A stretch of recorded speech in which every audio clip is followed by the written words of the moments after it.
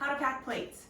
So when you're packing plates, you don't have to wrap each one individually. Depending on how big the plates are, you could do 3, sometimes you can do 4 in a stack together.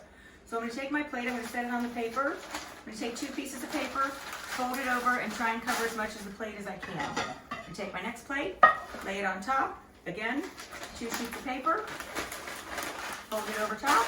I'm going to take my last plate, my third plate, 2 sheets of paper, and fold it over. I'm going to tuck the side, and tuck the other side, and smooth those out a little bit, and I'm going to flip them over. First bundle. I set the bundle down again in the corner. I'm going to take 3 sheets of paper this time. Again, flip over, hold the sides in, down. For extra protection, I'm going to do it one more time. So I'm going to take 3 sheets of paper, I set this in the middle,